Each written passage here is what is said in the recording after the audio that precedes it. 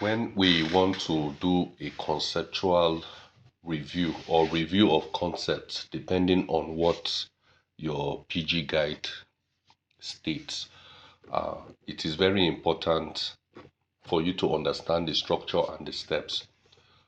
But before the review of concepts, you have to write the chapter 2 introduction, chapter 2 literature review. That's the standard title in most PG guides, no matter the school you are.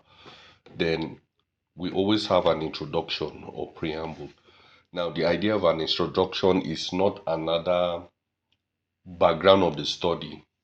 Tell the reader what he or she expects in the work. So you tell them basically this literature review forms the framework of the research based on the topic that we are looking at. This is just a sample. So you can add any other thing that will buffer the introduction. But what is key? The literature review is made of the following sections. We want to know what is in the literature review, depending on the PG guide. So we have the review of concepts, the literature review, some say review of related literature, the empirical review of studies, the theoretical framework. Some come as theoretical framework, some come as theoretical review. There are two different things. You do a theoretical review to show related theories, then you now pick the best among them that fits your work. Then the summary of gaps. This is very, very important. There's no way you do a literature review, whether undergraduate or master's level, without summary of gaps.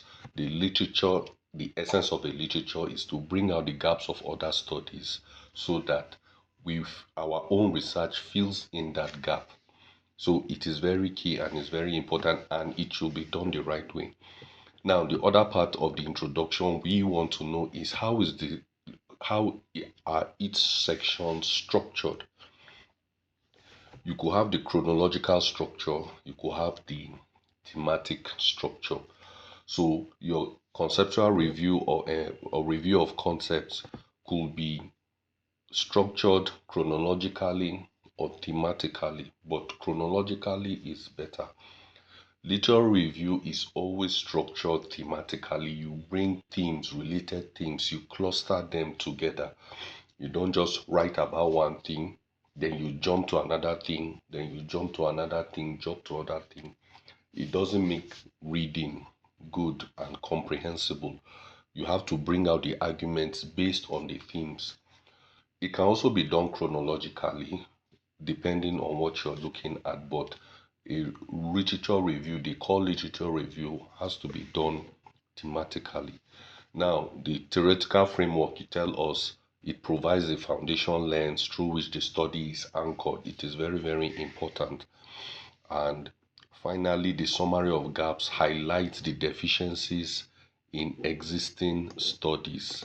So we want to know the deficiencies in existing studies. This is critical. And this summary of gaps will now be linked to your research objectives. We'll be coming to that. So please, introduction, it might not be as lengthy as this, but we want to know the key things. What is inside this section or this chapter? How is it structured chronologically or thematically? Then other key elements. Now, review of concepts, conceptual review, depending on what it is. What is key? What is very key about this is that many people just say review of concept. They don't even know what a review of concepts are. Review of concepts come from your theory. What is a theory? A theory is an abstraction, is a combination of abstractions, concepts, and models that explains a phenomenon in society. So when we see the abstractions, communication, we see competence, those are abstractions. Then the concepts, those are the things that are the foundations. When we see these concepts, then it points towards a theory that has been established over time. Definitely, there's always a model, then the theory. So when we say review of concepts, on a good day, you will just say the review of spoken English, the review of effective communication, the review of GFM presenters. There is no nexus.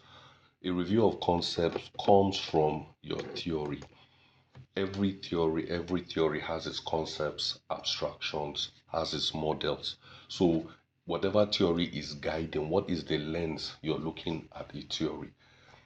What is the lens that you're looking at the study? You need to come out with a theory. And from this theory, a theory could have, let me say, five, six, seven concepts, which are the key concepts that you're looking at that are the foundational to your work. So it's not just saying review of newspapers, the concept of newspapers, the concept of radio, the concept of advertising, and the rest. Based on the theory, what concepts are you picking? Now, how to write it? Let's just give this simple structure. When you're writing, let's say, social linguistic competence, that's the first one. So, of course, there will be an introduction, but to write the key one, let's have a topic sentence. Always have a topic sentence, a sentence that introduces what you want to say. So, this one, it's your own, based on your own readings, you now bring out a topic sentence to usher us into the main work. Then you back it up with the conceptualization. According to so people, linguistic competence can be described or defined or explained as this. Then, if you finish the sentence, you can also buffer it by maybe how they explained it. Then you now review it. This definition suggests that proficiency is this. So it's simple, nothing too much. We are not um, criticizing the work, we are not doing anything. We just want to know what was the mind of the authors when they were explaining this concept of social linguistic competence and all. So now, if you see we're using the chronological, so you see 2017.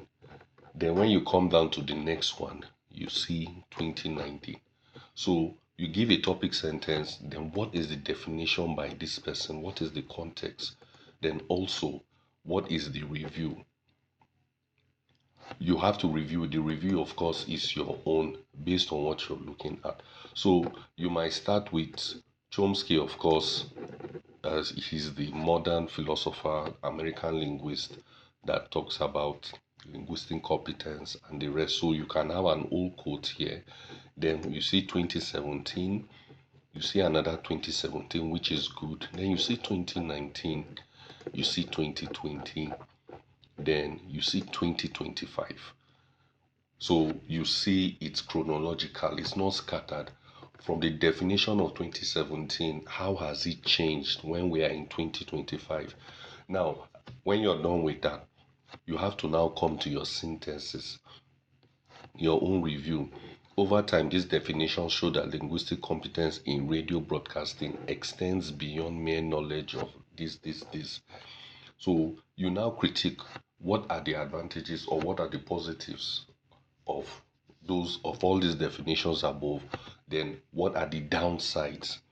What are the downsides? Where is it lacking? So you now bring on what is important in your review of concept. We want to hear your voice. We want to hear your voice. What is your own definition? Therefore, linguistic competence in the context of GFM presenters can be defined as internalized and adaptable, blah blah blah blah blah.